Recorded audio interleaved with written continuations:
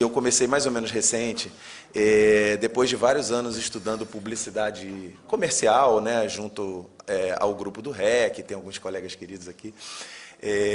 Eu recentemente me interessei por fazer uma guinada e pesquisar um pouco de propaganda ideológica. Não necessariamente a propaganda política em tempos de guerra ou em tempos de eleição, né? Mas em tempos de paz também, então de maneira mais duradoura, mais longa e tal. E aí eu apresentei um resumo e tem a ver com uma disciplina optativa que eu criei aqui no curso de comunicação, de publicidade, e estou dando pela primeira vez esse semestre, que está mais ou menos acabando, que é Estética e Semiótica, uma disciplina que eu resolvi pegar estética e semiótica para tratar a estética do neofascismo, a estética bolsonarista, a estética que inclui a estética das fake news e da desinformação, enfim.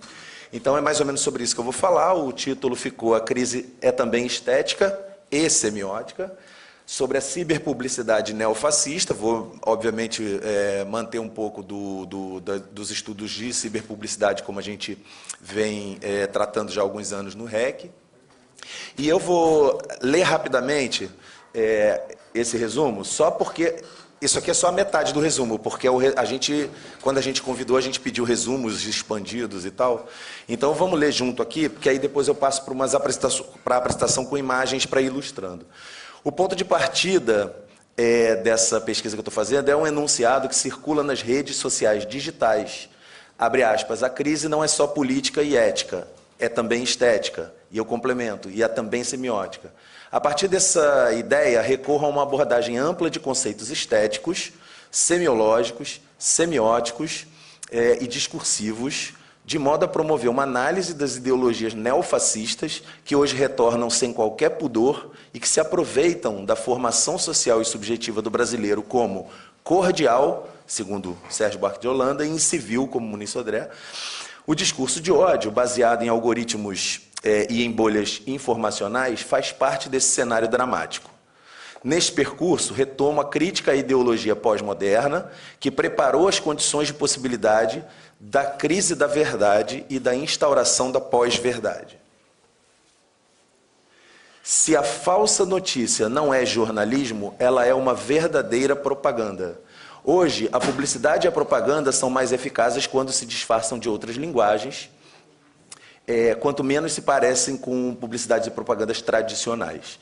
A mentira e a desinformação não são novidades nas histórias da propaganda e da ideologia, repetindo uma estratégia tradicional da propaganda, mas são hoje instrumentalizadas, produzidas, reproduzidas, circuladas e consumidas de modos novos, inovando quanto às táticas, baseadas em 3 pilares da ciberpublicidade: relevância, interatividade e experiência. Então, eu começo aqui com algumas ilustrações. Eu peço desculpa de fazer vocês verem esse tipo de coisa a essa altura do campeonato. Mas, enfim, imagens de bolsonaristas. Primeiro ali, né, uma coisa feita por bolsonaristas que... essas duas imagens, essa montagem aqui e, ao mesmo tempo, essa foto desse cara, que vocês devem ter visto nas redes sociais, ele lambendo o cano de uma arma, né, de uma maneira extremamente erótica, me faz pensar um pouco na estética mesmo futurista, né, que é uma estética do início do século XX, que é uma estética absolutamente exaltadora da violência, da agressividade, né, da beleza das armas e da guerra, enfim, e aí eu botei ali um futurismo, um neofuturismo. Ainda com essa ideia da crise ser estética, perdão, desculpem mais uma vez, uma mistura de realismo com naif, né? Uma arte realista um pouco misturado com uma certa estética naif também. Primeiro daquela imagem ali, daquele quadro pintado pela Lucy Borne, que eu não sei se vocês todos conhecem, é a pintora, digamos assim, do bolsonarismo. Ela faz um monte de quadro, né? Exaltando o Bolsonaro e tudo que ele significa, etc. E aqui é uma montagem super tosca, né? Do corpo do Superman com a cara do Moro. É que a imagem também não está tão boa aqui, mas enfim. E aí tem um pouco dessa estética que me interessa como material empírico para olhar. Aqui, além dessa cena aqui das pessoas nas manifestações bolsonaristas com uma estética verde e amarelo, eles tomaram essas cores, a gente já sabe, e tal. Ali, vocês estão vendo aquela figura ali que parece o Bolsonaro de capa do Brasil voando, ele foi batizado de supermito, e é o seguinte, na verdade, ele é um boneco que foi atrelado a 2 drones e é o novo brinquedo do Eduardo Bolsonaro. E esse drone voa, a foto de baixo ele está voando, dá para ver a foto de baixo? Ele está voando. São 2 drones que eles são acoplados a um boneco do Bolsonaro com a capa de super-herói. A capa é a bandeira do Brasil e ele foi batizado pelo Eduardo Bananinha de supermito, né? Tá? Essa estética na verdade, tem muitas entradas para falar da estética neofascista aqui no Brasil, né? Tem a estética, dessa estética de gosto duvidoso, enfim, uma série de coisas que fazem uma série de referências, mas também tem uma estética da própria desinformação, como a gente vai ver, porque ela precisa ter apelo passional, emocional e etc., para poder colar, né? Do jeito que ela cola. Essa estética toda, e eu acho que essa semiótica toda que é possível ser feita a partir desse material imenso, carrega uma ideologia mesmo, que é neofascista, e aí tem autores que a gente pode recorrer. Aqui, para essa apresentação, eu estou me focando num dos autores. Eu não tinha como usar vários autores que eu estou lendo para falar de fascismo, então eu escolhi um que dá uma simplificada na apresentação, que é o Jason Stanley. E ele, primeiro que esse slogan aqui, Deus, Pátria e Família, como vocês devem saber, é um slogan que nasceu no fascismo italiano e depois ele migrou para o integralismo, que é o fascismo brasileiro, nos anos 30 aqui no Brasil, né? Só que ele acrescentou liberdade também, Deus, Pátria e Família e liberdade, porque aí ele se apropriando do signo da liberdade, obviamente ele deixa como o diferente dele é o não liberdade. Obviamente a gente tem uma série de possibilidades, mas aí eu vou me apoiar um pouquinho no Stanley, nessa obra do Stanley, sobre como é que o fascismo funciona, para pegar os itens que o Stanley fala. Por exemplo, são 10 itens, eu vou falar super rápido sobre esses 10 itens. Primeira característica do fascismo tradicional e que acontece, me parece, no neofascismo no mundo e especialmente no Brasil, é uma referência a um passado mítico, né? No caso do Brasil, é resgatar uma versão idealizada do passado em que a vida, aspas, era melhor. Nesse caso brasileiro, esse passado mítico é a época da ditadura, em que se dizia que não tinha corrupção, não sei o que, óbvio, não tinha denúncia, não tinha apuração, não tinha nada. Enfim, mas historiadores estão cansados de demonstrar já hoje que existia muita corrupção, né, na época da ditadura. E o fascismo tradicional, assim como o neofascismo hoje, especialmente no caso brasileiro, também não foge à regra, o passado mítico parece uma coisa do tipo, estamos numa época perigosa, de decadência, e isso tudo tem um apelo emocional, né, bastante forte. O segundo item que ele fala da característica do fascismo, de como ele funciona, é a propaganda, que é, em síntese, acusar o oponente, o seu oponente ideológico, daquilo que você é. Você acusa o outro daquilo que você é ou que você faz, né? Então, por exemplo, no caso isso era uma estratégia que o Goebbels usava. Ele acusava qualquer inimigo do regime nazista ou nacional-socialista, ele acusava das mesmas coisas que ele faria. Eu me lembro do Collor, na época da eleição especialmente contra o Lula, que ele dizia que o Lula ia sequestrar a poupança. A primeira coisa que o Collor fez quando entrou no governo com a Zélia Cardoso de Mello, vocês sabem. Mas aí eu botei aqui, existe uma placa, né? Eu não sei se essa placa é real, porque eu vi na internet, mas, ou se ela é uma montagem da imagem, tá? Mas eu não duvido que tenham feito e botado em algum lugar. Marginal Luiz Inácio Lula da Silva, porque aí os bolsonaristas acham isso engraçadíssimo, né? Porque, uau, chamamos ele de marginal. Mas veja, quando eu boto essa imagem para dizer que na propaganda fascista você acusa o outro daquilo que você eu estou dizendo que o Bolsonaro é marginal. É óbvio que eu estou dizendo isso, eu não estou fugindo disso, não. Anti-intelectualismo. Olhem essa imagem, por favor, leiam essa imagem. Passei na Federal, a moça bonitinha, não sei o que, aí ela vira aqui um demônio comunista, Deus não existe, viva o socialismo, porque ela passou na Federal. Então eu acho isso um tremendo desrespeito com todos nós, professores, intelectuais, pesquisadores, mas com os nossos alunos também, né? Enfim, o anti-intelectualismo é típico do fascismo mais tradicional, como do nosso fascismo à brasileira. Aliás, é o nome do livro do Pedro Doria, né? Lançou recente. Fascismo à brasileira. Ataques às universidades públicas, aos intelectuais, aos professores, aos alunos. Quarta característica do fascismo, irrealidade. Mentiras, boatos, teoria da conspiração, desinformação, fake news. Esse cartaz aqui, ele era um cartaz do movimento LGBT. Esse cartaz ele foi adulterado por bolsonaristas, incluíram o P de pedossexual, que é pedófilo, como se a comunidade LGBT como se eles estivessem incluindo os pedófilos, e então eles produziram isso. Isso aqui é uma fake news, obviamente, mas precisava ter algum tipo de apelo ao pânico moral das pessoas, aos preconceitos típicos do brasileiro, né? Hierarquia, a quinta característica, grupo colocado acima dos outros como dominante, aqui sempre no fascismo e aqui também, o grupo que é colocado como dominante, macho, branco, heterossexual, falante de uma língua dominante, e daí vai. Né? Livro 2 do Mil Platões, ele fala muito disso no Postulados da Linguística, por exemplo. E tal. A sexta característica do fascismo é a vitimização. Grupo dominante se acha vítima das minorias. Então é aquela história, cota nas universidades públicas tirou a vaga de... Bom, o Renato Janine Ribeiro já cansou de mostrar que, na verdade, as vagas foram aumentadas, essa cota não tirou as vagas mais tradicionais, apenas houve uma ampliação de entrada.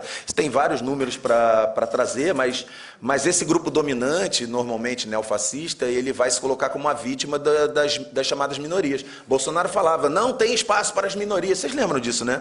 Não tem espaço para a minoria, eles vão ter que se curvar a nós e tal, né? Lei e ordem, sétima característica do fascismo e do neofascismo. Punitivismo sobre os dissidentes, ou os outros, né? Esses outros, porque nós contra os outros, sempre, nós versus eles. E aí o punitivismo, aqui ele estava, no comício ele estava gritando, vamos metralhar como é que é? Metralhar a petralhada, é quase um trava-língua.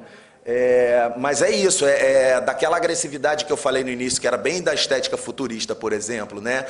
Eu ainda estou muito assim, né, nessa pegada da estética, começando esse semestre com essa disciplina. Tensão sexual.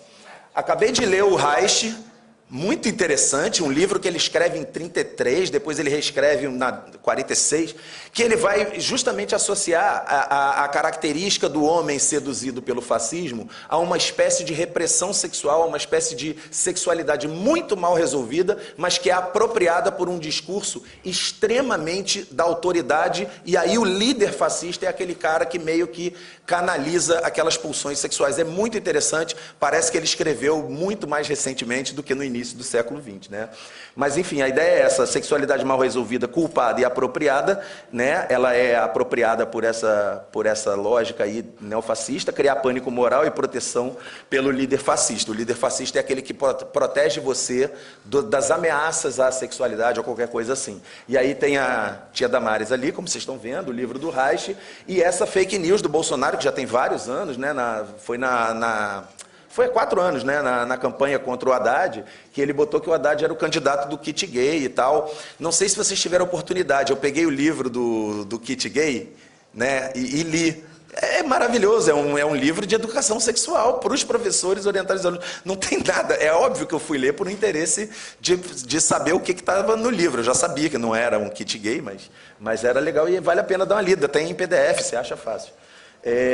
Nona característica, Sodoma e Gomorra, a essencialização e a distinção entre pessoas do bem e pessoas do mal, né? No caso do fascismo mais tradicional, era assim, o homem do campo é um homem puro, imaculado, ele tem uma alma pura, e o homem da cidade é um homem misturado, problemático porque ele é misturado inclusive racialmente, do ponto de vista do fascismo tradicional. E aqui no mundo de hoje é esse homem extremamente misturado, com várias referências que fogem ao controle de um poder fascista. E a 10ª característica, não sei falar alemão, Arbeit macht frei, não sei se fala assim, mas é o trabalho liberta, que era a inscrição no portão do campo de concentração Auschwitz, que a ideia era o seguinte, todos aqueles que não são fascistas seriam preguiçosos. Aqui no Brasil apareceu como acabou a mamata, lei Rouanet, índios e quilombolas que não servem para nada, só dão trabalho, etc. E a gente vê como, se você fizer aquele negócio de ticar, o Bolsonaro acerta nas 10. Então, por isso que eu acho que dá para chamar sim de fascismo. Esse neofascismo à brasileira, que é o caso que eu estou interessado, ele se aproveita da subjetividade cordial, entre aspas, e incivil. Aqui vale a pena falar bem rapidamente desse conceito de cordialidade no Sérgio Buarque de Holanda. Raízes do Brasil, o capítulo dele sobre o homem cordial é uma das coisas mais mal lidas, mais mal explicadas e mais mal citadas que eu conheço nas ciências sociais daqui no Brasil. O conceito dele de homem cordial nunca foi do brasileiro como um cara legalzão. O conceito dele de homem cordial é do homem que é movido pelo cordis, pelo coração, ou seja, pelos afetos. Mas, então, na vida pública, o homem cordial é aquele que coloca os seus amigos à frente dos interesses públicos. É o cara que lida com as coisas com a pessoalidade, que é tudo que a gente não deve fazer, por exemplo, numa instituição pública, como funcionários, servidores públicos e etc.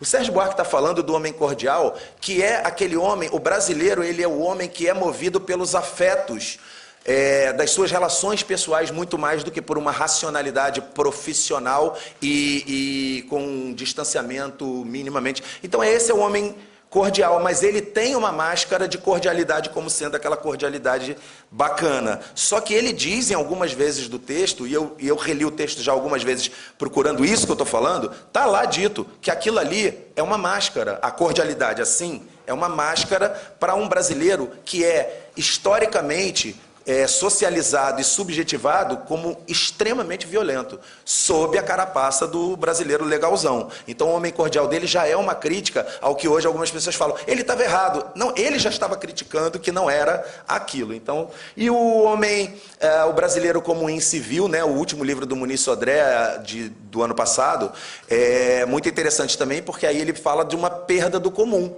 Quando o Muniz Sodré fala de uma perda do comum, ele diz que a única coisa que parece que há em comum é o ódio.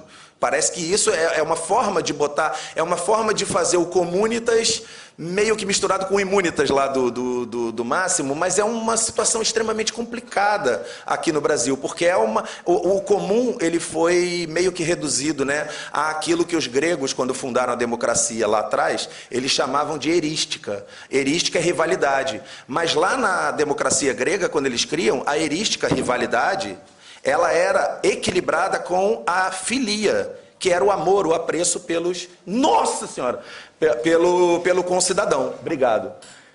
Vou correr. Não, bom, aqui, promove discursos de ódio, nós versus os outros, os adversários políticos são tornados inimigos mortais, por meio de algoritmos e bolhas, que é uma coisa que eu já estava estudando antes de eu entrar nesse estudo de estética e semiótica do neofascismo. Eu já estava me interessando por algoritmos e bolhas e como é que os algoritmos eles vão prendendo a gente, né, numa espécie de bolha que ela é ao mesmo tempo informacional, porque você começa a receber informações que já coincidem com aquilo que você já pensa e já acha. Então você não começa a perder o contato com aquilo que é diferente de você. E aí a intolerância aumenta. Tem várias pessoas que estão estudando isso, eu não estou falando, na verdade, nenhuma grande novidade, mas eu estou interessado em trazer isso para essa pesquisa. Basicamente isso, tem essa perna da pesquisa. Do pós-moderno à pós-verdade, eu acho mesmo, uma hipótese da minha pesquisa, depois de já ter estudado muito pós-modernidade, de já ter sido pós-moderno durante muito tempo, não sou mais, eu acreditava mesmo que a pós-modernidade era um fato, e hoje eu entendo que é um discurso sobre a realidade, que ela fragmentou as subjetividades, os discursos, e relativizou tudo de uma maneira radical. Até a gente brinca de relativização versus radicalização. Eu acho que é uma relativização radical que a gente vive hoje. Que criou essa relativização radical em detrimento do contato com a realidade. É o que eu chamo de perda da espessura do real. O real já não importa mais tanto, porque você pode simular tudo sem necessariamente passar pelo real. Essa falsa notícia aqui como verdadeira propaganda. Eles publicaram isso aqui. Essa senhora foi agredida por petistas na rua quando ela gritou Bolsonaro. Aí mostraram a cara da atriz Beatriz Segal, que ela tinha tomado um tombo, acho que em casa ou na rua, tomou um tombo, se machucou. Eles pegaram a foto dela e disseram que ela apanhou porque gritou Bolsonaro, apanhou de petistas, né? A coisa do apito de cachorro também, eu tenho trabalhado um pouco, e aí eu uso um pouquinho do Humberto Eco aqui, na hora do apito de cachorro, quando ele faz uma distinção entre o sinal e o signo, ou entre comunicação e significação. Porque, por exemplo, nessas imagens que eu botei aqui, em termos de sinal ou transmissão de informação ainda não... antes dela ser interpretada socialmente, culturalmente, são homens fazendo gestos com a mão direita. Nesse caso aqui, aquele cara, esse aqui, os outros tomando leite. São homens fazendo gestos, é o sinal. Qual é a significação? É aquilo que vem com a carga toda cultural, simbólica e aí semiótica. No caso daquela primeira imagem, é um símbolo do white power, quando ele faz assim.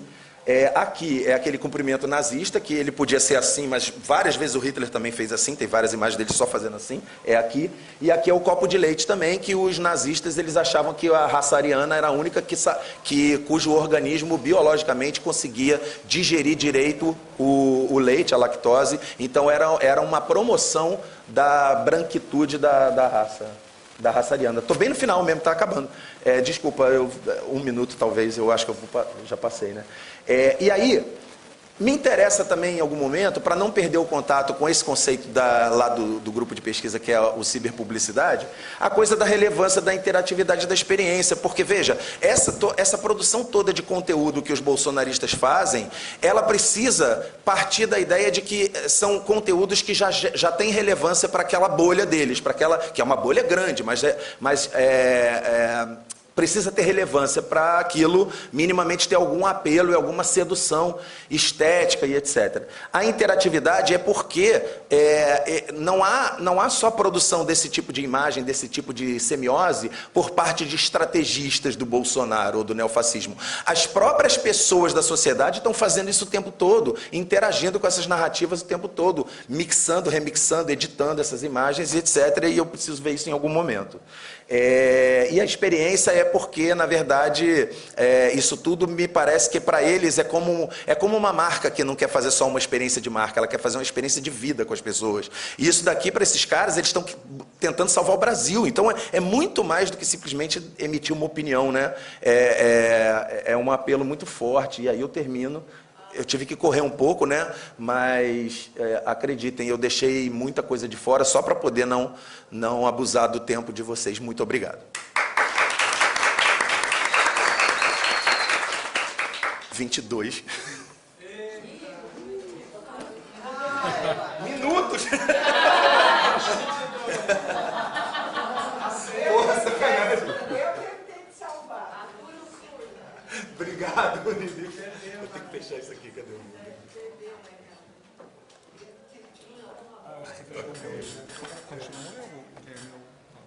Eu acho que é você. Você já sabe. Vou fazer uma dança de cadeiras aqui, amor, você aqui também. Cada um leva o seu primo. Não dá nem pra ler de longe, mas tudo bem. Instagramado. Peraí, eu esqueci de falar.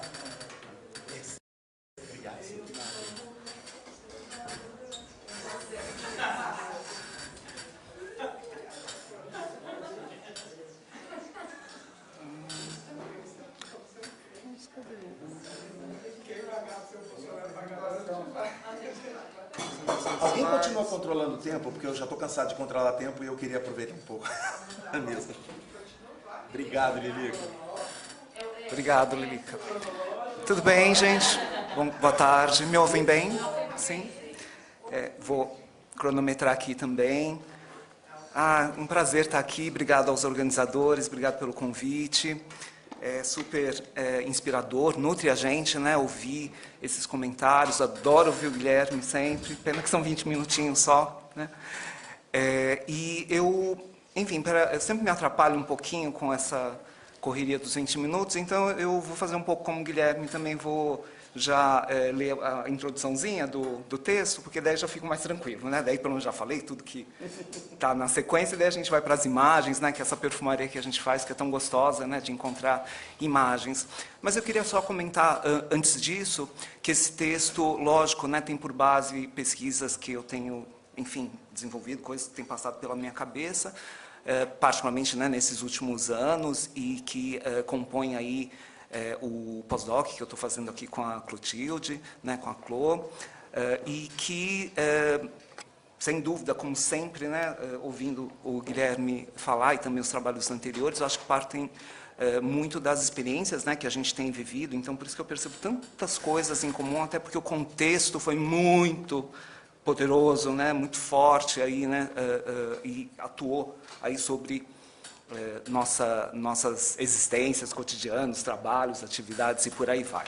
Né? Então, como vocês podem ver pelo título, né, quando eu trago essa ideia de reflexões sobre uma publicidade quase ilimitada, o ponto de partida é a ideia do limite. Não é? Ou seja, essa ideia aí de coisas que parecem completamente fora do limite, né? Ou seja, que ultrapassam qualquer possibilidade razoável que a gente tenha imaginado, inclusive, né, tanto em termos de atuação pública, questões ideológicas e por aí vai. Então, esse foi um pouco o ponto de partida, lógico, muito influenciado também pelo livro da Clô, né? Ou seja, essa questão aí do livro Há Limites para o Consumo, né? E essa interrogação que eu acho muito interessante, que eu acho que até nem conversei com a Clô, mas antes de ver o título do livro, né, que é essa interrogação tão interessante, né, Clô, eu tinha trabalhado um texto com os alunos, né, na graduação durante a pandemia, que é um texto da Judith Butler, que ela fala sobre que o capitalismo tem limites. E nas discussões, uma coisa muito forte do ponto de vista dos alunos, ao lerem o texto, é que talvez o título do artigo dela fosse melhor se fosse uma interrogação. Né? O capitalismo tem limites? E não o capitalismo tem limites, né? Como foi o texto original. Então, essa ideia dos limites, para mim, faz muito sentido. Me parece, mais pessoalmente, que há momentos em que a gente sente que parece que a caixa de Pandora foi aberta e que, né, vale tudo, a barbárie chegou, enfim. Né? Mas, voltando um pouco aqui para o texto, também essa ideia da publicidade, dos limites para a publicidade, acredito que também venha nessa reflexão ao estudar a publicidade, principalmente nas discussões que nós temos no Propesc, que giram muito em torno dessa expansão da publicidade, né? Dessa amplitude, essa publicidade que é transbordante, que o mundo é publicizado, a ciberpublicidade, enfim, toda essa ideia do ecossistema cada vez mais amplo, e me veio aí, nesse projeto do pós-doc, ter um recorte, né, uma parte pensando também nesses limites que são baseados nas tensões que surgem justamente dessa expansão, né, que é uma expansão estética, de linguagem, de formato, mas também uma expansão do ponto de vista relacional, né, do vínculo, ou também da intromissão, da invasão, da perseguição que a publicidade, né, de alguma maneira desenvolve na vida da gente a partir desses processos todos de dataficação, e também os limites no sentido da evolução dos temas também, das abordagens, das causas, dos propósitos, ou seja lá, né, como a gente possa nomear essa ampliação de temas que vão muito além, né, de uma abordagem que teria mais sentido na origem e na razão de ser da publicidade ou da linguagem publicitária, notadamente quando a gente pensa, né, no universo persuasivo, promocional, etc. Então, essas discussões vieram nesse sentido. O trabalho no pós-doc, especificamente, a tríade está relacionada à publicidade, ao marketing, ao consumo, né, na perspectiva dos gestores de marca, né, que é normalmente o tipo de tema que me atrai mais, né, ou seja, essa ideia de como as marcas, e nesse caso os estrategistas das marcas, né, os gestores das marcas, lidam com esse contexto e essas possibilidades aí, e quais possíveis estratégias, né, diferentes estratégias para lidar justamente com essa amplitude, essa falta de limites, ou essa amplitude de possibilidades. Então, o texto, a narrativa, justamente parte aí dessas tensões que ocorrem no âmbito da comunicação marcária, né, essa ampliação de interações sociais, culturais entre marcas e indivíduos, particularmente com o uso massivo das tecnologias digitais. Então, são múltiplas expressividades e interações que surgem em grande velocidade, envolvem meios, plataformas, as mais variadas, nesse diálogo constante na interação com públicos muito diferentes, além daquela relação consumidor-marca tradicional. Tudo isso demanda evoluções e alterações significativas nas estratégias aí comunicacionais desenvolvidas pelos gestores, agências, parceiros de comunicação e, no nosso caso, também na docência, não é? Ou seja, quando você vai formar, né, publicitários, estudantes que estão nesse curso, o que de fato a gente vai ensinar e com qual perspectiva, com que tipo de reflexão crítica aí também. Né, o ponto de partida do texto é a ampliação e a aparente falta de limites do fenômeno marca, que expandiu-se há muito do seu espaço original, restrito à dimensão econômica, mercadológica e publicitária, e participa hoje, né, do dia a dia da gente, em todas as práticas, é um aspecto central, né, uma entidade aí central na sociedade do consumo ou de consumidores, enfim.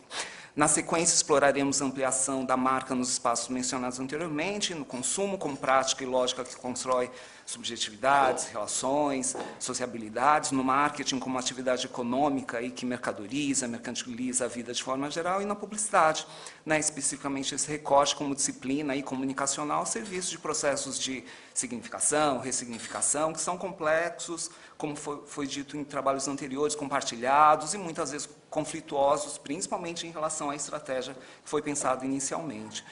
Na sequência, nesse texto, nós organizamos as principais consequências do cenário descrito, utilizando 3 dimensões centrais aí formuladas pelo Semprini, a dimensão semiótica, a dimensão relacional e a dimensão evolutiva. Originalmente, ele pensou nessas dimensões como dimensões da marca, mas sendo a publicidade, né, um elemento tão forte na construção dessa marca, houve o transporte dessas dimensões para a publicidade, ou seja, quais são as dimensões da publicidade, como essas 3 dimensões estão sendo relacionadas aí. Né? Então, inicialmente, as transformações em relação aos signos da publicidade, né, na sua faceta mais sensível, estética, depois no tipo de diálogo e vínculo estabelecido, nos processos midiáticos, dataficados e, finalmente, do ponto de vista da evolução de acordo com as transformações culturais e principais discussões sociais de uma época.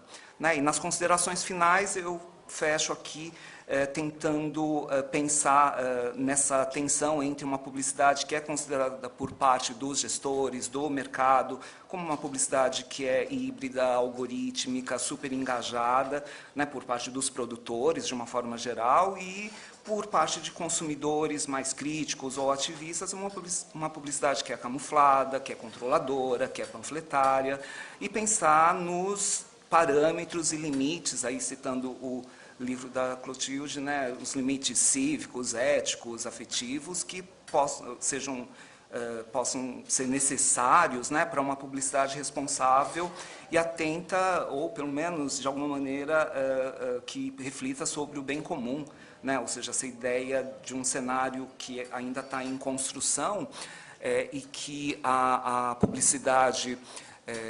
Um outro título que eu tinha pensado para esse texto era a ideia da publicidade desejável. Né? Ou seja, se a publicidade pode ser desejável, mas se ela não puder ser desejável, mas que pelo menos ela possa ser necessária, né, para um determinado fim, para um determinado contexto, né, no sentido de tornar públicas e trazer discussões aí relevantes também.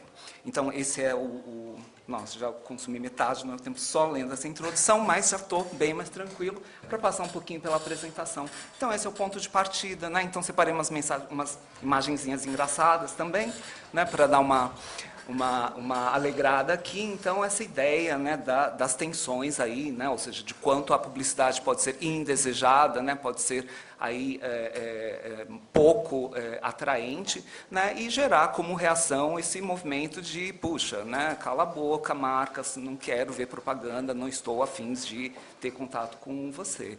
E, por outro lado, né, toda a gestão da marca fazendo exatamente o oposto, quero estar com você, em você, dentro de você, seja na sua cabeça, a todo momento, né, seja num momento de entretenimento, né, numa fruta que você vai oferecer, né, seja na roupa que você vai vestir, ou seja, não basta você ser a marca de streaming, você tem que vestir Netflix, ou seja, a marca participa aí no dia a dia, né, de todo mundo, é um elemento central, né, ou seja, é justamente esse elemento que é a chave aí, né, do consumo, por isso que, sei lá, você pega uma obra de arte e justamente para falar sobre, né, o consumo, a gente vai utilizar as marcas, e daí vem justamente essa questão dos limites, né? E o que é um limite, né? O limite tem a ver justamente com uma restrição, uma fronteira, mas também com uma compreensão do outro, né? De alguma maneira, dessa ideia aí de entender num processo como você pode pensar em conexões com respeito, né? Respeitando justamente essa existência do outro. E, nesse sentido, a gente tem, né, claramente sentidos opostos à liberdade, né? Um valor muito importante quando a gente pensa nesse contexto individualista, hiperindividualista que a gente vive. Então, os eixos aí, né, do trabalho, né, em torno da marca giram aí a partir do marketing, das relações de consumo e da publicidade, né, fazendo justamente todos os processos de mediação também. E essa publicidade que se amplia cada vez mais. Então, enfim, alguns dos autores que são aqui, outros que a gente já, né, sempre conversa também, e essa ideia da comunicação que, por um lado, né, tem uma origem unilateral e imperativa e que precisa dialogar, e com muitos conflitos. Ou seja, se você coloca antes, né, do segundo turno o Neymar e a camiseta da seleção brasileira na Sadia numa mera campanha pré-Copa, igual a dezenas, centenas que a gente viu em todas as outras Copas, você vai ter uma reação muito diferente, né? Se você não quer que a sua filha seja, né, utilizada por outras pessoas só pelo banco que pagou pela publicidade, pelo direito de imagem, você vai ter muita dificuldade, né, para limitar. E daí também aqui utilizando justamente as três dimensões do Semprini para analisar a publicidade, né, pensando justamente nessa publicidade ampliada do ponto de vista semiótico. Então, no texto eu falo um pouco sobre as publis, essa terceirização, né, dessa estética, dessa apresentação aí da publicidade por meio aí de influenciadores, né, essa ideia também de alguma maneira da publicidade nativa, né, que se camufla, que se disfarça do conteúdo editorial, ou seja, você não sabe o que é notícia, o que não é, enfim, essa ideia, né, do rompimento aí de alguns formatos tradicionais, né, do que caracteriza de fato a cara da publicidade.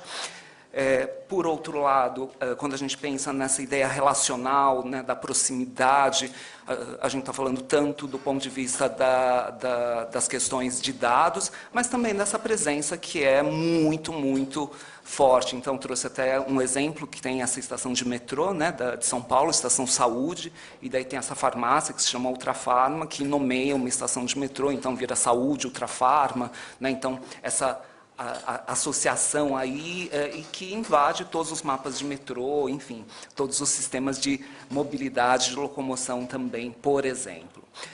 E, por último, a dimensão evolutiva, ou seja, essa ideia de tantos outros temas engajados ou supostamente que trazem, né, uma opinião, uma proposta de marca que não necessariamente, né, dialogam com ações, com práticas que, de fato, as instituições que estão por trás dessas marcas de fato desenvolvem.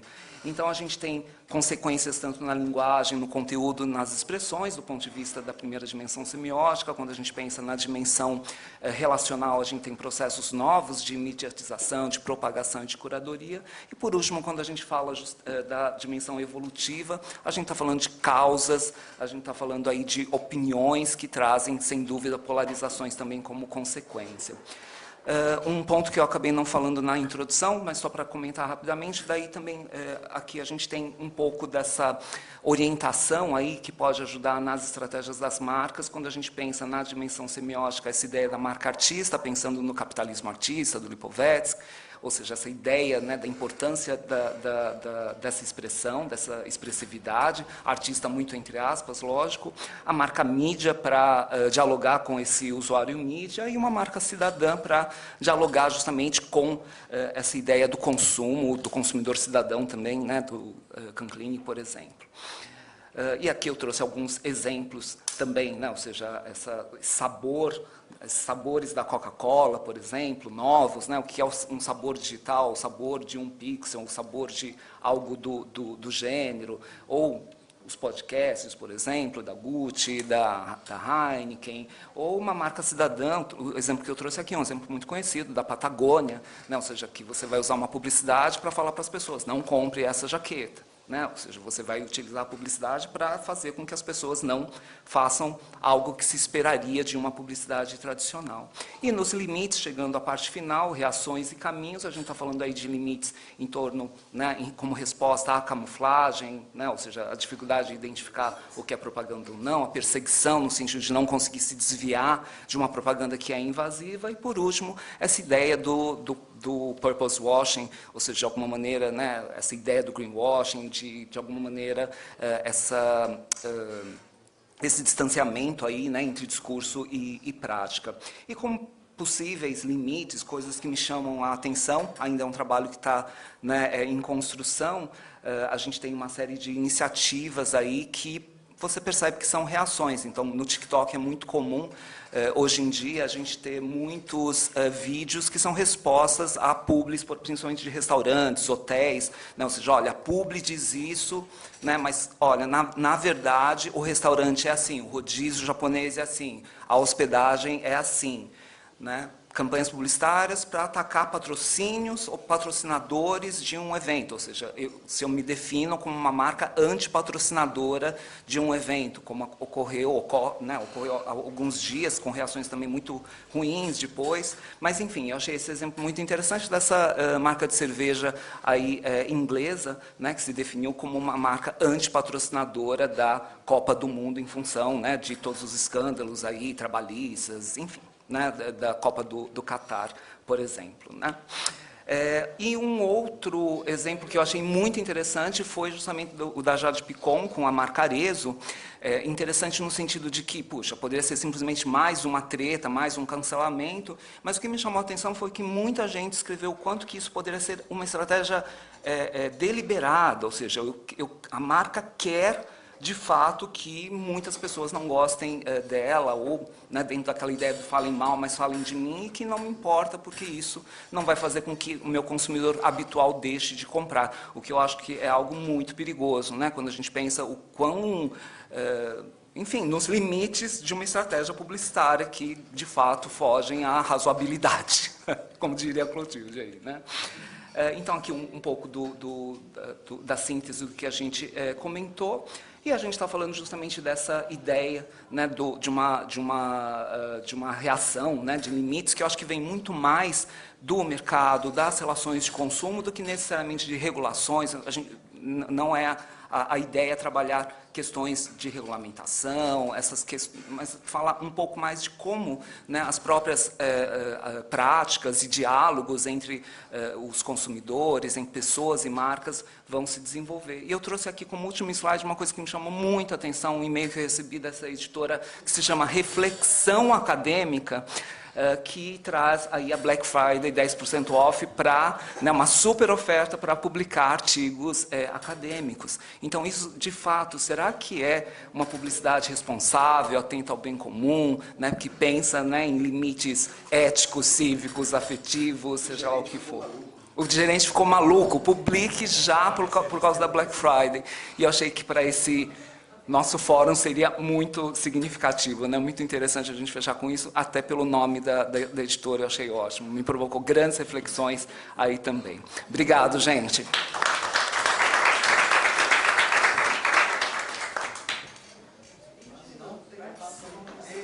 Foi na marca certinha.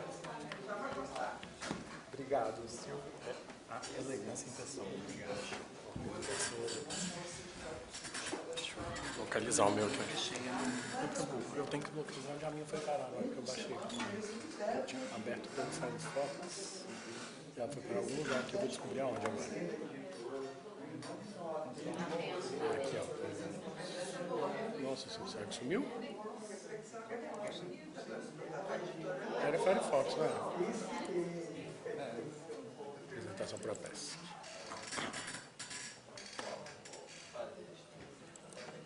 Aí temos 3 pontinhos aqui no canto, a gente faz a operação.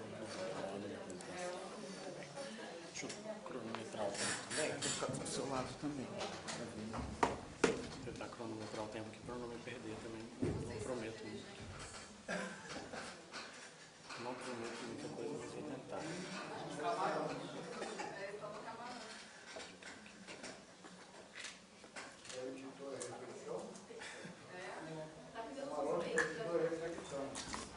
Bom, pode então? Boa tarde, gente. É uma alegria gigantesca estar de volta aqui no Propesc, pessoalmente, né, presencialmente agora. Falei com vários colegas aqui da felicidade de estar de volta a esse espaço, e acho que nesse retorno às atividades presenciais eu fiquei meio bobo em várias situações, tanto em sala de aula, em vários momentos, e aqui no Propesc foram várias vezes que eu olhava para alguém apresentando e falava, nossa, estamos de volta, que coisa boa estarmos de volta, e uma satisfação gigantesca estar aqui. Assim. O Propesc é um congresso pelo qual tem muito carinho, muito especial para mim, e então apresentar trabalho aqui é muito, muito especial mesmo. Eu vim falar desse trabalho, que eu nomeei de O Trânsito dos Signos da Negritude nas Avenidas Identitárias, que é um trabalho que eu estou desenvolvendo no âmbito do projeto de pesquisa que eu desenvolvo lá na UFMG, no Departamento de Comunicação Social, vinculado ao Grupo de Pesquisa em Comunicação, Raça e Gênero, o Coragem.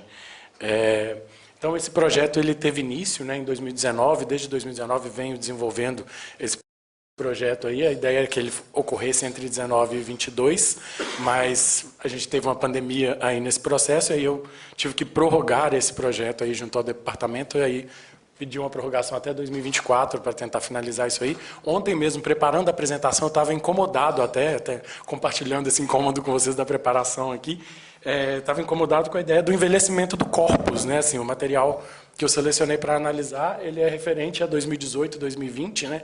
E aí ontem eu analisando, falando, nossa, esse material já está envelhecendo, né? Então, preciso finalizar essa pesquisa logo, finalizar a análise desse material logo, para a gente poder avançar para outras coisas aí. Então, é um projeto que eu venho apresentando trabalhos, publicando trabalhos, apresentando em congressos, publicando em revistas os resultados parciais deles aí desde 2020, e é um trabalho no qual eu selecionei 10 marcas, as 10 marcas mais valiosas do Brasil, no triênio anterior a esse meu recorte temporal, né, entre 2016 e 2018, no qual eu selecionei ao todo Antártica, Banco do Brasil, Bradesco, Brahma, Cielo, Itaú, Natura, Petrobras, Skol e Vivo, e selecionei todos os anúncios veiculados por eles na revista Veja no intervalo 2018-2020 e todos os conteúdos postados por eles também no Instagram, em suas contas. Então, eu fiz essa escolha dos anúncios em uma mídia tradicional e também em redes sociais, né, para eu ter esse lugar onde a marca tem mais controle da sua expressividade, mais controle narrativo ali da sua expressividade em termos de produção de conteúdo. O objetivo desse projeto, né, é compreender a representatividade e as formas de representação da negritude sob uma perspectiva interseccional, na qual considere aí os atravessamentos de gênero, raça, classe e outras dimensões que se manifestem aí na percepção desse material. Então, venho trabalhando com esse projeto há algum tempo aí, né? Alguns resultados desse projeto já foram publicados, né? Como o texto Racismo e Invisibilização, Representatividade Negra em Anúncios de Revista, que eu publiquei na Ecompós, que é um levantamento numérico mesmo dessa representatividade negra de homens, mulheres, negros em anúncios veiculados na revista Veja. Esse outro trabalho que eu publiquei na revista Líbero, A Carne Mais Barata do Mercado na Publicidade, Representatividade Negra em Anúncios Publicitários, no qual eu já começo a fazer uma análise mais sobre a perspectiva de representação de parte desse material coletado do segmento dos bancos. Esse outro trabalho, o racismo brasileiro a partir da publicidade, olhar sobre a representatividade em anúncios de revista, publicado na revista Comunicação, Mídia e Consumo, no qual também dou sequência a essa análise da representatividade, olhando de forma mais ampla para esse conjunto e para essa comparação, né, entre 2018 e 2020. O que é que eu tive de resultados desses percentuais de representatividade em revista e em redes sociais.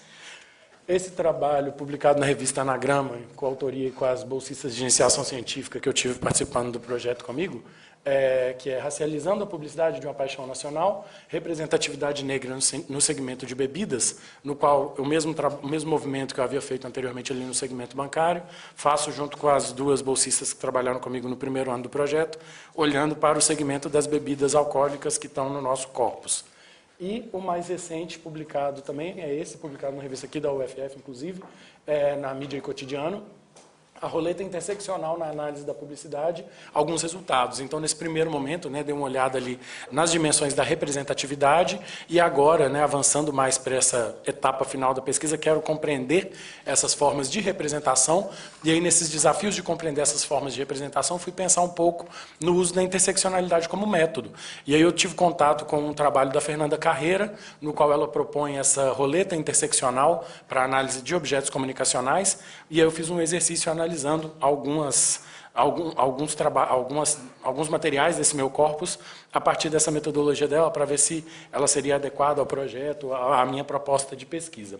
E aí vem o avanço mais significativo, né? Assim, acho que foi esse que eu apresentei na Compós em 2022, que é esse trabalho Anúncio nas Avenidas Identitárias, uma proposta de análise interseccional semiótica da publicidade, que acho que não consegui fugir da semiótica para fazer essa análise de representação, e apresentei na Compós esse trabalho no qual eu proponho uma forma de análise semiótica dos objetos, mas no qual a gente recorre, a partir dos conceitos do Peirce, a essas dimensões interseccionais, então fazendo uma combinação desses movimentos aí. E aí é um pouco disso que eu apresento agora nesse trabalho, né, no trabalho que eu apresentei na Compós. Eu olhei especificamente para uma das marcas e aqui eu trago mais ampliado a outra dessas marcas no intervalo dos 3 anos. E aí, até pensando em composição de mesa, eu achei muito importante estar aqui com o Silvio e com o Guilherme também, acho que porque eu estou trabalhando com uma das marcas do segmento de telefonia, então, considerado o histórico de pesquisa do Silvio, aí vai ser muito interessante. E também o do Guilherme, para a gente conversar e pensar a respeito nos desafios ali, quando eu vou para essa análise das redes sociais, em como que a gente vai trabalhar essa ciberpublicidade, essa publicidade que aparece ali de uma forma híbrida, que é como trabalhar com isso. Então, né, é isso que eu falei aqui, o spoiler, né? Então, é uma das marcas que eu analiso, a operadora Vivo, no intervalo 2018-2020, e eu olho para esses anúncios a partir dessa análise interseccional semiótica. Falar rapidamente aqui sobre essa proposta da análise interseccional semiótica, que ela vem, né, a partir do conceito das avenidas identitárias da Kimberlé Crenshaw, é uma advogada estadunidense, pesquisadora e feminista negra, e ela traz contribuições muito interessantes, porque o pensamento interseccional ele surge paralelamente em diversos lugares do mundo. A gente vai ter pesquisadoras negras que vão estar trabalhando com essas dimensões dos atravessamentos das dinâmicas de gênero, raça, classe e outras na constituição de opressões ou de lugares de privilégio na sociedade. E aí a Kimberlé Crenshaw, no final dos anos 80, ela dá o nome a isso de interseccionalidade. Mas antes disso a gente tinha a Lélia Gonzalez trabalhando com isso aqui no Brasil, tinha pesquisadoras em todos os lugares do mundo trabalhando com essa análise dessas opressões atravessadas nessas avenidas, e a Kimberlé Crenshaw dá esse nome. E aí a Kimberlé Crenshaw tem um trabalho muito interessante, no qual ela olha e faz uma topologia dessas opressões interseccionais, e ao fazer esse trabalho de topologia, ela cita em diversos momentos a propaganda como um importante instrumento de reafirmação desses lugares de opressão das mulheres negras na sociedade. Então é interessante a gente ver como também essa dimensão interseccional, como os objetos comunicacionais já apareciam como objeto de interesse do pensamento interseccional antes mesmo de a própria comunicação se interessar por esses objetos. E aí a gente constrói alguns diálogos aí, né, com a ideia do regime racializado de representação também em Stuart Hall, dialogamos também com a ideia das imagens de controle na Patricia Hill Collins para pensar acerca dessas representações na publicidade. Então, a Fernanda Carreira vem com essa proposta da roleta interseccional, no qual ela recorre ao pensamento produzido por essas autoras e traz isso como uma proposição de método para pesquisa em comunicação. E aí eu dou um passinho para o lado também, junto com o trabalho da Fernanda, a partir das referências do trabalho dela também, das contribuições desse trabalho dela, e propõe essas aproximações com a semiótica persiana, e fui lendo ali, pensando já na Santa Ela, quando ela coloca, né, a Fernanda Carreira coloca essa roleta interseccional para a interpretação, a primeira coisa que ela coloca é sobre essa capacidade de abertura para a observação dos fenômenos. Eu falei, gente, isso está lá na Santa Ela também, né? Então dá para a gente construir esses diálogos a partir da semiótica.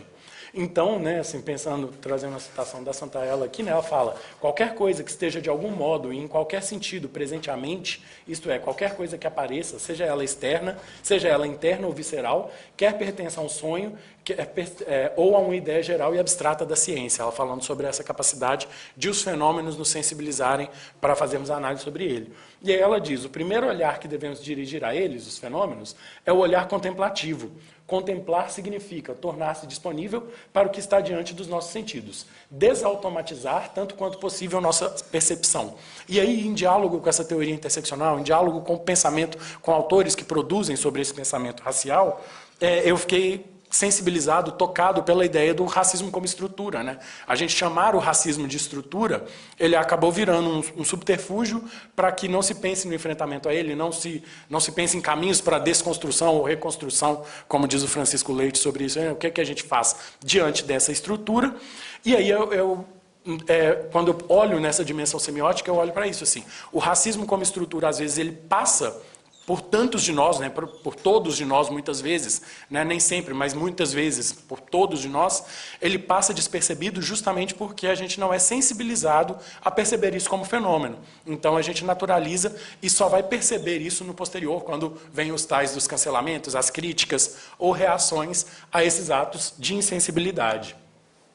Então, aí eu pensei lá no conceito da observação colateral, lá no Peirce, que ele vai chamar isso de uma observação da ordem da primeira idade, né? E aí, nessa ordem da primeira idade, a gente observa essas peças publicitárias e as olha não sob a sua função primária de promoção de vendas, de promoção de marcas, de promoção dos produtos ali anunciados, mas pensando nessas peças publicitárias como um repertório social, como um repertório sociocultural, elementos que vão construir uma representação do que é Brasil, do que esperamos ser no caso das marcas que estamos analisando. E aí nosso olhar é diferente nesse sentido, a gente não está olhando para a função utilitária dessas peças, mas então nessa primeira observação colateral, eu olho para os signos da negritude ali manifestados e tento, a partir dessas dimensões interseccionais, acionar essas categorias de sensibilização para perceber os momentos de invisibilização ou manifestação, ou de opressão, ou de privilégios que são ali manifestados. Nesse segundo nível da observação, né, a gente recorre aí à experiência colateral, também o conceito lá do Peirce, para compreender as manifestações dessas avenidas identitárias. Então, aí olhando, né, e até um outro conceito que eu acabei não colocando aqui, mas que eu uso bastante para pensar a respeito, é o da ideia de cenas de consumo, que o Carrascosa traz ali também, né, é olhar nessas cenas de consumo ali representadas, nessas peças publicitárias, nesses materiais que vão compor, que compõem aí o corpus da análise, é observar de que maneira essas interseccionalidades elas se manifestam. Então, muitas vezes, né, assim, a gente vê e aí isso mostra, né, muitas vezes isso mostra o lugar da insuficiência apenas da representatividade. A representatividade importa, né, a gente fala, não, é importante haver corpos negros nos espaços, é importante haver mulheres ocupando posições de poder, é importante se preocupar com as pautas LGBTQIA+, etc. Mas não só isso, né, assim, a gente precisa entender também qual o lugar ocupado por esses corpos, né, quais posições eles ocupam nessas construções que são representadas ali nessas cenas. E aí, nesse momento, né, por meio das dimensões icônicas, iniciais, simbólicas, materializadas no objeto dinâmico, que a gente vai ter contato com esse objeto dinâmico, justamente a partir dessa observação colateral e dessa experiência colateral que nos permite sensibilizar o olhar e perceber essas matrizes interseccionais, a gente consegue sintetizar os sentidos ali que vão ser percebidos. Então, nesse terceiro nível, a gente recorre a essas dinâmicas interseccionais, nas quais vai ser possível compreender os interpretantes potenciais dessa mensagem sob a perspectiva de um olhar interseccional. Nesse ponto da análise, então, a gente recorre a esses efeitos interpretativos que o signo produz, sejam de natureza emocional, funcional ou lógico, e essa leitura semiótica, sensibilizada pelas matrizes de opressão, identificadas e pelas dinâmicas interseccionais envolvidas, permite que a gente compreenda as representações na publicidade brasileira. Então, eu avanço agora aqui, ainda estou com tempo para ficar tranquilo, para chegar à parte da análise. De fato, algumas das peças, né, que eu selecionei para análise, que são todos os anúncios veiculados pela Vivo no intervalo 2018-2020 na revista Veja. Quando eu falo todos, gente, pode parecer muito, mas aí se vocês voltarem lá nos textos em que eu discuto as questões de representatividade, vocês vão ver como eles são muito poucos. O que é o objeto da minha pesquisa? Eu estou analisando representações da negritude. Então, eu selecionei a apenas peças em que há pessoas negras representadas. Importante, isso está em outros trabalhos também, mas é importante destacar isso para vocês, que esse exercício de identificação dos corpos negros nessas peças publicitárias, ele foi feito a partir dos princípios da heteroidentificação, né? A heteroidentificação, ainda que não se concorde com ela, foi um processo adotado pelo poder público, no próprio Brasil, por exemplo, para se definir as políticas de cotas em universidades, em processos seletivos, em concursos públicos, e nós adotamos esses mesmos princípios, as mesmas metodologias nesse processo de heteroidentificação desses corpos negros que estavam ali presentes. Então, o que eu fiz? Eu selecionei todos os conteúdos, os posts de Instagram e os anúncios de revista em que havia corpos negros presentes. Essa seleção facilitou a minha vida como pesquisador, porque diminuiu muito corpos. De 200 e tantos anúncios veiculados na Veja, eu fiquei com corpos de 50. Então, isso já foi um filtro interessante, que me dá essas respostas acerca da representatividade, mas a representatividade é insuficiente para eu compreender esse objeto. Então, eu avanço essa observação das representações. Por exemplo, em 2018, foram 4 anúncios em que havia presença negra, então, que havia representatividade negra no caso da Vivo. Esses 3 primeiros aqui, né, que eram anúncios relativos à Copa do Mundo, né, que eles trabalhavam com essa ideia, que bonito é todo mundo jogando junto, e aí então as peças produziam essa ideia de um Brasil em que estão todos juntos, em que não há diferenças, vejam como o futebol une as pessoas, etc. Então, tudo muito bonito, né, fotografias em preto e branco, uma ideia de felicidade, de felicidade, conforto, de congregação, de todo mundo junto ali. E a última peça veiculada pela Vivo com pessoas negras naquele ano foi esse anúncio do Dia das Mães. Vivo Play pausa, tem hora para assistir, tem hora para sentir, que era uma campanha que estimulava esse momento de reflexão, de contato entre as pessoas, experienciando coisas que a Vivo oportunizaria nesse momento de contato. O que é que me chamou a atenção, né, em relação a esses atravessamentos interseccionais nessas peças, né? Me chamou a atenção, nas primeiras ali do futebol especificamente, uma ideia de associação entre negritude e pobreza para afirmar a ideia de diversidade. Isso, curiosamente, era um valor que eu imaginei que eu fosse ver aparecer mais, a associação imediata entre negritude e pobreza, e aconteceu menos, bem menos do que eu esperava. Então, isso pode ser interessante, que aí mostra que a ideia que o Francisco Leite defende lá na publicidade contraintuitiva é um valor que talvez esteja sendo naturalizado nas rotinas de produção da publicidade.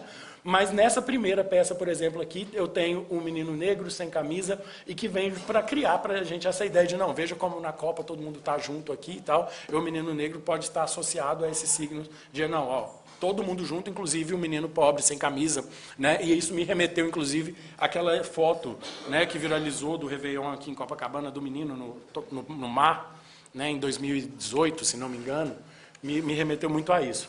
Na questão de gênero, né, a gente tem uma menina negra participando do futebol junto com uma outra menina branca. Então, na segunda peça aqui, nós temos só 2 mulheres aqui presentes no ato de jogar futebol, a menina negra que aparece aqui, a menina branca que aparece ali ao fundo. E aí essas pessoas não aparecem, elas aparecem para afirmar uma ideia de diversidade que está muito atrelada novamente ao conceito de representatividade. Não, coloca 2 mulheres aqui, podemos dizer que o futebol é de todos, que inclui as mulheres, inclusive, em sua experiência ali. A questão de classe, né, nos outros 2 anúncios, a perspectiva contraintuitiva que não permite inferir esses valores de classe, então não há associação imediata à pobreza nos outros 2 anúncios, e no anúncio da mãe com a criança, mas tem um estereótipo de gênero que me incomoda muito, e que esse corpus aqui agora ele é uma demonstração muito pequena. Eu estou vendo agora aqui pelo meu contador que tem 2 minutos, eu vou acelerar aqui, estava todo feliz, controlado com o tempo, que é a questão da solidão da mulher negra, que é um conceito que é trabalhado por pesquisadoras negras da sociologia, de diversas áreas de conhecimento, e que há dados estatísticos que mostram que as mulheres negras, elas se unem menos em matrimônio, elas se casam menos. Há dados estatísticos sobre isso. E aí, então, é uma coisa muito curiosa, assim, de todo o corpus, e aí eu falo agora de todo mesmo, assim, não há representação de família formada por pai e mãe, da família tradicional heteronormativa, com representação exclusivamente negra, em todo esse material que eu coletei. Mas a família monoparental negra é recorrente, a família é formada somente pela mãe ou somente pelo pai. E aí tem um caso curioso que acontece em 2019, quando eu tenho 5 anúncios, que eu vou comentar agora, que é essa campanha do Dia das Mães, da Vivo. Naquela primeira peça ali, eu tenho uma representação de 2 mulheres e uma criança. Nessa segunda aqui, eu tenho a mãe abraçada com seu filho. Então, vejam, em nenhum dos casos a família negra é a família tradicional. A tradicional heteronormativa. Pai, mãe e filhos. Né? E aí, nessa primeira, a gente pode, por meio de uma forçadinha interpretativa, né? Assim, dar uma empurradinha para dizer que, olha, que interessante. Temos aqui um atravessamento interseccional da matriz de orientação sexual, porque é um casal de mães lésbicas. Tudo por minha conta. Não tem nada aqui que o anunciante coloca para a gente nessa representação. A gente faz todas essas inferências aqui. Mas podem ser a mãe, a tia, a mãe, a madrinha, a mãe, uma amiga, o que quer que seja. Mas forçando muito, ela poderia ser contraintuitiva no sentido de que tem para a gente uma representação de uma família LGBT aqui. Então, pensando nisso aqui, a gente tem essa representação de orientação sexual de um potencial casal lésbico em peça do Dia das Mães, com esse potencial muito limitado de ser contraintuitivo, porque a marca não faz nenhuma afirmação nesse sentido para a gente. De gênero, né, a repetição da solidão da mulher negra na perspectiva da monoparentalidade. De classe, no caso desses materiais, a gente tem o protagonismo da mulher negra em primeiro plano, nesse anúncio aqui, né, que já não é mais do Dia das Mães, mas é um que a mulher negra aparece em primeiro plano, mas que, novamente, né, pensando nesses potenciais comunicativos da mensagem, eu tenho um casal heterossexual branco atrás e a mulher negra vem à frente sozinha novamente. E essa aqui, que eu tenho o protagonismo da mulher negra, e que lá em 2006, a Laura Guimarães Corrêa, da UFMG, também ela fez uma pesquisa analisando publicidades do período, ela já afirmava sobre isso, né, sobre as situações em que os negros protagonizam, de fato, peças publicitárias, eles aparecem geralmente isolados na cena de consumo, eles não aparecem em interação com outras pessoas. E essa aqui, apesar de poder ser contraintuitiva, no sentido de a gente ter uma mulher negra afirmando esse lugar de um consumidor universal da Vivo, ela aparece sozinha. O protagonismo é só quando ela aparece sozinha. Em 2020, a gente teve novamente 4 anúncios. Eu agora já estou acabando mesmo. No meu contador, que são 21 minutos. Vou passar até 22 rapidinho. Eu tenho esses 4 anúncios com representatividade negra. Não, então vou terminar em 23. Vou terminar em 23. Então, a gente tem esses 4 anúncios e uma coisa muito curiosa, né, que assim, na minha análise de representatividade eu percebo que a pandemia faz com que a representatividade negra despenque. Né, assim, a representatividade negra na publicidade nunca teve uma curva ascendente significativa, e aí isso, aquele primeiro trabalho lá que eu apresentei, acho que foi ele, um dos trabalhos lá que eu publiquei numa das revistas, eu olhei trabalhos de outros pesquisadores que fizeram isso. Então, fui lá no Carlos Hassenbach, lá em 82, em Tedeschi, fui no trabalho da Laura, fui no trabalho de diversos pesquisadores que vêm desde a década de 80 fazendo esse exercício, e fiz um desenho de curva de representatividade nesse período. O que é que eu tenho de 82 até a minha pesquisa que vem de 2020? Eu tenho um crescimento tímido na curva de representatividade, então ela cresce de alguma maneira, só que é um crescimento sempre oscilante. Então, em um ano ela cresce muito, no outro ela despenca. Ela vai fazendo esses movimentos. E aí, nos 2 primeiros anos da pesquisa, eu estava feliz que pela primeira vez tinha tido 2 anos com um crescimento significativo da curva de representatividade, e vem em 2020 ela despenca. Que a hipótese para isso é a pandemia, a recorrência de bancos de imagens nas agências, uso de ilustrações, entre outras coisas, como a gente vai perceber nesse material da Vivo que eu apresento aqui. Só um anúncio que a Vivo veiculou em 2020 tinha fotografia.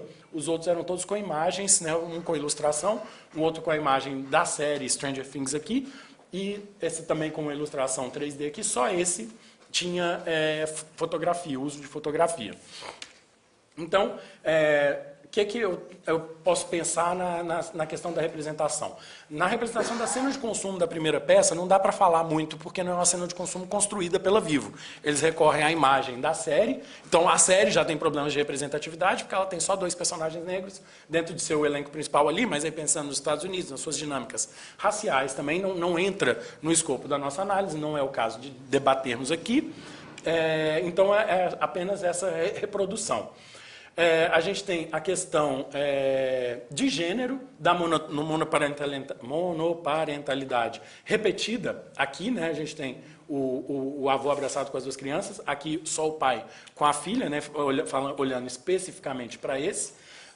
Mas, pelo menos naquela do pai ali, há um potencial contraintuitivo na representação do homem negro como um pai presente na vida da filha. Né? Assim, os estereótipos construídos acerca da parentalidade do homem negro sempre colocam como um pai ausente, um pai que abandona a família, e a própria publicidade reforça muito isso, colocando muito poucas vezes a figura do pai negro presente, e a gente tem nesse caso. O outro caso também é um caso de potencial contraintuitivo, apesar da baixíssima representatividade, mesmo na ilustração digital aqui, onde eu tenho alguns corpos negros, mas que não dá para se estabelecer muitas relações interseccionais de poder a partir da leitura dessas peças. E nessa última peça, né, novamente, a questão da representação de um avô, também, novamente, parto da ideia que ele é o avô por ele ser bem mais velho que as duas crianças ali, mas pode ser o pai também, uma nova representação de parentalidade, mas também esse potencial contraintuitivo na figura do homem negro sorridente ali. Então, quais são os desafios que aparecem aí nesse processo, já no âmbito das considerações finais? A representatividade negra como uma cota a ser cumprida, né? Assim, não, coloca 1 ou 2 pessoas negras ali, está resolvido o problema, e essa representatividade ela não é um retrato estatístico da população do país em geral. Então, a publicidade segue construindo essa ideia de um Brasil europeu, um Brasil quase sueco, né, onde há uma ou outra pessoa negra ali que aparece. E isso me deixou muito curioso, porque a Laura mesmo, lá do FMG, ela agora está em Londres fazendo um trabalho semelhante nesse sentido, e a gente conversando, ela me falou que em Londres ela percebe uma sobre-representação da população negra na publicidade. Então a gente tem ficado bastante intrigado nesse sentido, nesses diálogos aí que a gente tem estabelecido. A pandemia, né, com esses desafios que trouxeram na questão de mostrar como a representatividade é um valor frágil e que é abandonado com facilidade pelas agências de publicidade face aos desafios conceituais, a ausência total de representações familiares que atendam à norma da heteronormatividade me chama muita atenção, e assim, não que eu estou dizendo aqui, poxa, a luta pela representatividade heterossexual, não é isso, mas que me intriga, me chama a atenção, porque as famílias negras nunca servem a essa representação universal da família heterossexual padrão. E há uma tendência a essa representação contraintuitiva na perspectiva de classe, né? Então isso é interessante, porque a gente consegue perceber a publicidade afirmando a existência de uma classe média negra, né? E aí isso é para o horror de Enio Maynard, Washington Oliveto, outros publicitários que na década de 80 falavam que não existia, que preto na publicidade só poderia representar pobre, né? Então, para o terror deles agora, parece haver já uma unanimidade na ideia, uma quase unanimidade na ideia de da existência de uma classe média negra, e esse desafio às construções que rompam com essas imagens de controle, no caso da solidão da mulher negra, foi algo que me chamou muita atenção. Os próximos passos da pesquisa é expandir a análise desse corpo para todas as marcas que anunciaram na revista, e o desafio de analisar esse corpus nas redes sociais, que é um material muito amplo e é um material que me chama muito a atenção, porque os índices de representatividade nas redes sociais são sempre maiores do que no impresso. Então, isso nos mostra uma informação interessante, né? As marcas elas têm uma preocupação com o discurso que elas fazem, onde vai haver um alcance de um público mais amplo, e nas redes sociais, onde elas têm essa segmentação, elas trabalham com outro tipo de abordagem do público.